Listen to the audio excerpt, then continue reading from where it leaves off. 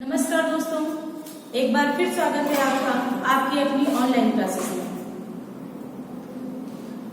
तो कल आपने व्यंजन पढ़े और व्यंजन के सभी प्रकार पढ़े। व्यंजन को पढ़ाते हुए मैंने आपको बताया कि व्यंजन से कितने प्रकार से प्रश्न बन सकते हैं और आपको परीक्षा में कैसे कैसे प्रश्न देखने को मिल सकते हैं। कुछ बच्चों से पता चला है कि कुछ टेक्निकल प्रॉब्लम की वजह से वीडियो अभी उन तक पहुंचा नहीं है, लेकिन उसके लिए बिल्कुल परेशान ना हो, वो पेंडिंग में है, आपको तुरंत मिल जाएगा। पार्ट 2 आपको मिल चुका है, पार्ट 1 में कुछ प्रॉब्लम्स हैं वो आपको मिल जाएगा।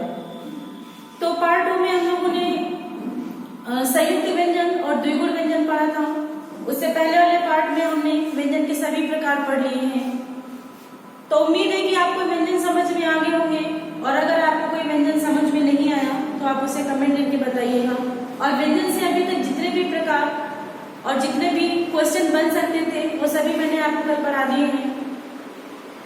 वर्णमाला आपको मैंने 3 दिन में 4 दिन में खत्म करने के लिए एक एक पॉइंट उसका मैंने आपको पढ़ाया है, और 4 दिन मैंने इसलिए पढ़ाया है क्योंकि उस वर्णमाला पढ़ने के बाद फिर आपसे कोई प्रश्न अछूता न रहे। क्योंकि पढ़ने को तो हम लोग पढ़ लेते हैं, लेकिन बाद में पता चलता है कि पढ़ तो लिया है लेकिन पेपर में पता नहीं प्रश्न कहाँ से आ गया। हम लोग ऐसे एग्जाम दे के आते हैं, कहते हैं हाँ पेपर तो ठीक था लेकिन प्रश्न पता नहीं कहाँ से आ गया है। तो मैंने आपको वर्णमाला में एक एक प्रश्न पढ़ाया है, और अगर पूरी बेसिक नॉलेज आप रखते हैं उस चैप्टर की तो आपको प्रश्न अगर वो अपनी लैंग्वेज बदल के भी देता है तो आप उसे कर लेंगे। तो कल की क्लास में हमने पूरे व्यंजन पढ़ लिए थे, स्वर आपके हो गए हैं। अब हम आज पहले देखेंगे कि स्वर का उच्चारण स्थान क्या है, कौन सा स्वर कहाँ से उच्चारित किया जाता है। उसके बाद हम लोग व्यंजन की तरफ बढ़ेंगे। चलिए आइए देखते हैं कि स्वर हम किस स्थान से उच्चारित करते हैं।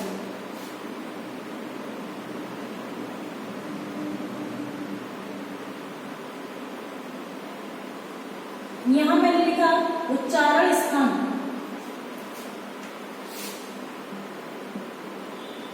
और यहां पर हम लोग लिखेंगे स्वर। तो पहला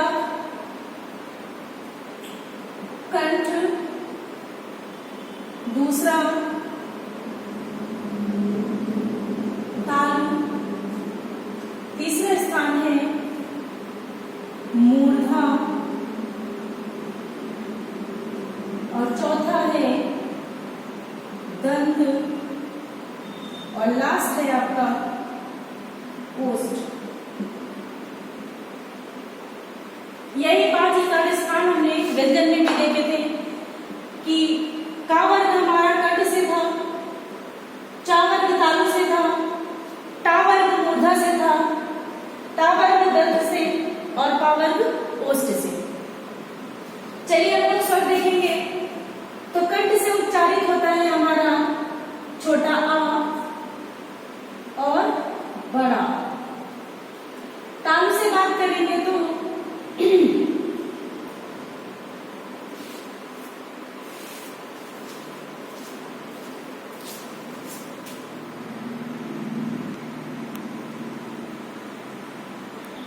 ठीक है, कंठ से छोटा आ और बड़ा आ, तालु से छोटी ई और बड़ी ई। मूर्धा से बात करेंगे तो आपकी री आ जाएगी। फिर ओष्ठ है हमारा, ओष्ठ से छोटा आ ऊ और बड़ा। हाँ, अब आपके मन में प्रश्न बन रहा होगा कि दंत वाला स्थान हमसे छूट गया है। तो एक चीज समझ लीजिए कि दंत एक ऐसा स्थान है स्वर के उच्चारण में कि जहां से हमें कोई भी स्वर उच्चारित नहीं करना होता है।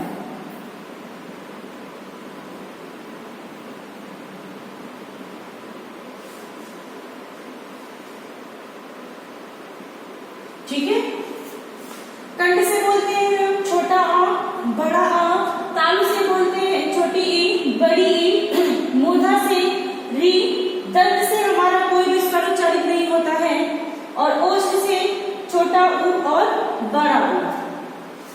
अब स्वर हमारे ए ऐ ओ और अ। ठीक है, चलिए अब हम लोग देखते हैं कि हमने आपको बताया था कि संयुक्त स्वर है। कौन से स्वर है? संयुक्त स्वर। और संयुक्त भी मैंने बताया था कि संयुक्त क्या होता है, जब दो या दो से अधिक वर्णों से मिलकर किसी वर्ण का निर्माण हुआ हो तो उसको बोलते हैं संयुक्त वर्ण। स्वर है हमारा, इसका मतलब ए में एक वर्ण ना होकर उससे अधिक वर्ण होंगे। तो चलिए देखते हैं। ए की उत्पत्ति हमारी होती है छोटा आ और ई से मिलकर ए। वहीं पर ए बनता है हमारा छोटा आ प्लस ए से मिलकर बनता है ए। तो आ का उच्चारण स्थान क्या है? देखिए, आपने देखा कि आ का उच्चारण स्थान कंठ है, तो कंठ से हम बोलते हैं आ। इसका मतलब एक तो कंठ होगा और दूसरा ई से मिलकर बन रहा है ए। तो ई और छोटी ई और बड़ी ई का उच्चारण स्थान तालु। तो एक हमने देखा कि हमें कंठ से लेना है, दूसरा हमें तालु से लेना है। तो ए और ऐ का उच्चारण स्थान क्या होगा? कंठ और तालु। इधर आपको दिख नहीं रहा होगा।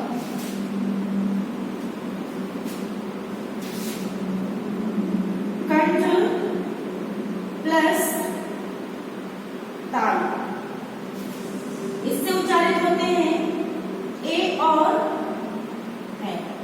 कितना समझ में आ गया आपको? चलिए एक बार फिर समझा देते हैं। छोटा आ और बड़ा आ हम उच्चारित करते हैं कंठ से, छोटी ई और बड़ी ई उच्चारित करते हैं तालु से। तो ऐसे हमारे वर्ण जो संयुक्त स्वर कहलाते हैं ए और ऐ किससे मिलकर बनते हैं? आ के साथ ई से। तो हमें उन दोनों स्थान को लेना है जो कि उच्चारण स्थान के नाम पर बैठे हुए। उसके बाद अब हमारा बच रहा है यहाँ पर ओ और अ। एक बार देख लीजिए, बोर्ड नीचे तक आ रहा है क्या?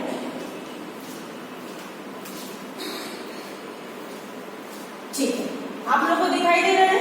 अब बचते हमारे पर ओ और औ।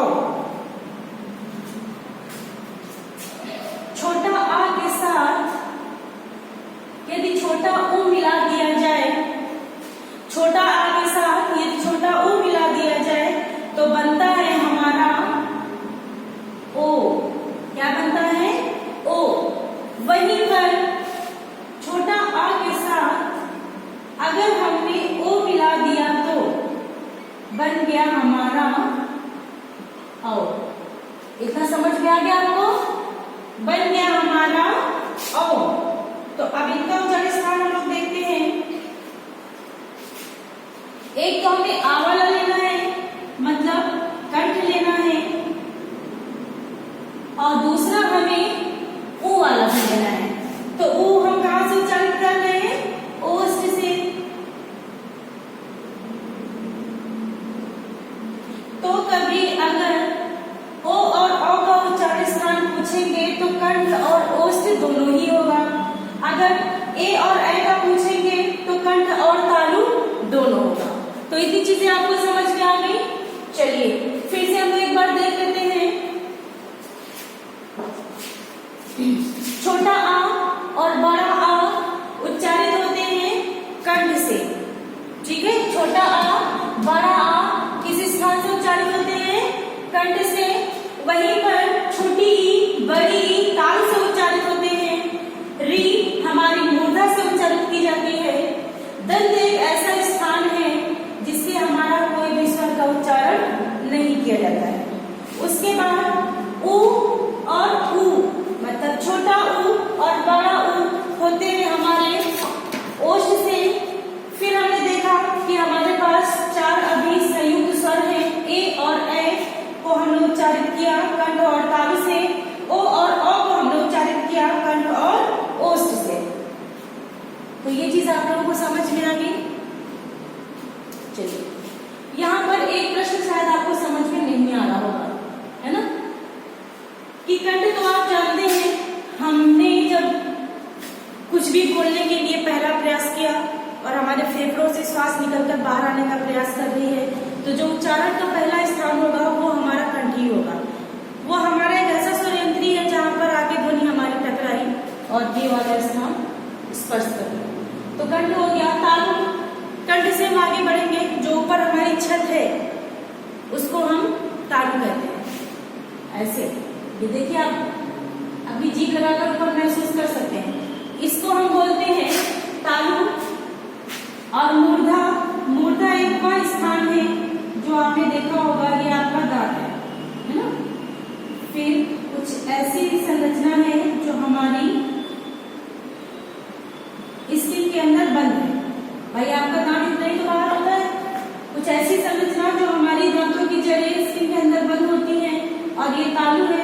इसके बीच का जो स्थान है, इन दोनों के बीच का जो स्थान है वो कहलाता है हमारा मूर्धा। तो तालु और दंत के बीच का स्थान मूर्धा कहलाता है। अभी एक एग्जाम में क्वेश्चन भी आया हुआ था, मेरे ख्याल से यूपीटेट में ये क्वेश्चन था कि दांत के ऊपरी भाग को स्पर्श कर निकलने वाले स्वर या व्यंजन को क्या बोलते हैं। तो वहां सभी बच्चों ने मूर्धा लगा दिया, लेकिन यहाँ पे आप समझिएगा कि कभी अगर दांत के ऊपरी भाग को बोलता है तो आपका अगर ये दांत है तो इसका पूरा भाग तो दांत ही हुआ ना। तो दांत के ऊपरी भाग को टच कर रहा है तो वो दंत ही हुआ। यदि दांत को छोड़कर तालु के बीच का स्थान जो भी है वो मूर्धा है। अगर दांत से ऊपर और तालु के बीच के स्थान को स्पर्श करता है तो वो आपके मूर्धा स्थान को स्पर्श करता है। इतना समझ में आ गया आपको? चलिए नोट कर लीजिए या फिर स्क्रीनशॉट ले लीजिए।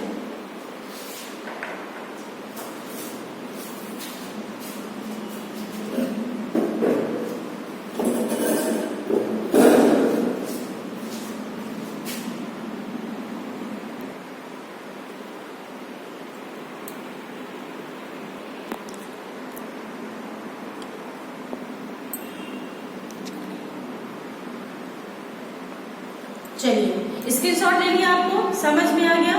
चलिए अब हम लोग देखते हैं कुछ अन्य वर्ड। आपने देखा अभी तक जितने भी स्पर्श व्यंजन थे वो आपने देख लिया हमारे कहाँ से उच्चारित होते हैं। जितने भी स्वर थे उनका स्थान हमने देख लिया। अभी कुछ वर्ड हमारे ऐसे रह रहे हैं जिन्हें हमें देखना है। तो हम लोग देखते हैं यहाँ पर ऊष्म व्यंजन। भाई ऊष्म व्यंजन भी तो आप लोगों ने पढ़े थे ना, और प्रश्न भी यहाँ से बनते हैं कि उस व्यंजन जैसे हमने ले लिया कि हा का उच्चारण स्थान क्या है, उनको देख लेते हैं हम लोग। चलिए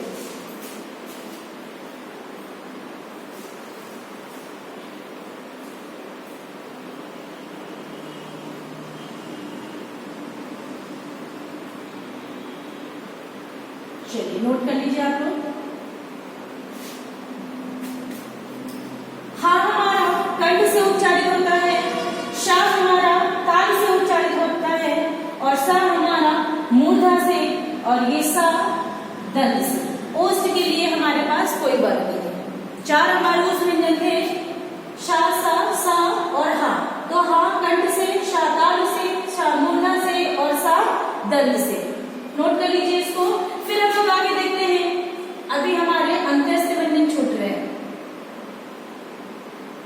अंत्यस्थ व्यंजन, चलिए अंत्यस्थ व्यंजन कितने थे? चार, भूल गए सब। कौन कौन से? या, ला और वा।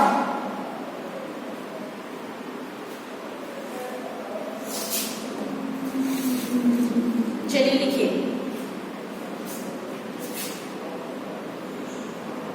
या, रा, ला। अंत्यस्थ व्यंजन हमारे थे या, रा, ला और वा। तो या का उच्चारण स्थान तालु है, रा का उच्चारण स्थान मूर्धा, ला का उच्चारण स्थान दंत, और वा का उच्चारण स्थान है दंत प्लस ओष्ठ। दंत प्लस ओष्ठ।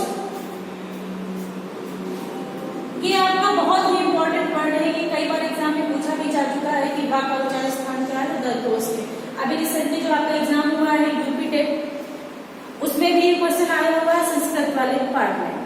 तो पूछा गया वहां पे कि बा का उच्चारण स्थान क्या है, तो बा का उच्चारण स्थान होता है दंतोष्ठ। तो उम्मीद है कि आपको ये समझ में आ गया होगा।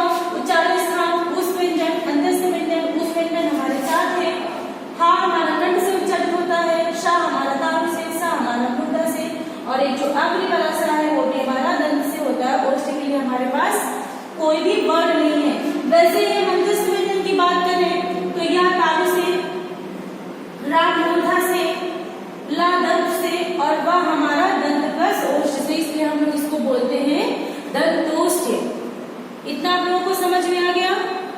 चलिए, अब आपने वर्णमाला की क्लास में देखा वर्णमाला क्या है, वर्ड क्या है, और भाषा की सबसे छोटी इकाई क्या है, और वर्ड का निर्माण कैसे होता है, तो ध्वनियों से मिलकर होता है।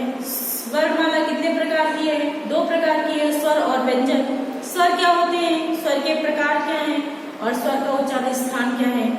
वैसे ही हमने देखा कि व्यंजन क्या होते हैं, व्यंजन कितने होते हैं, व्यंजन हमारे किस किस प्रकार में है, व्यंजन का उच्चारण स्थान क्या है। तो यहाँ आपका वर्णमाला का चैप्टर पूरा होता है। उम्मीद है कि आपको समझ में आ गया होगा, और अगर आपको कोई भी ऐसा क्वेश्चन है जो नहीं समझ में आया है तो आप हमें कमेंट करिएगा, हम आपको दोबारा से ये सब चीजें समझा देंगे। चलिए, अब आप इसका स्क्रीनशॉट ले लीजिए। इसके बाद जो भी प्रॉब्लम्स आती हैं आप हमें बताइए।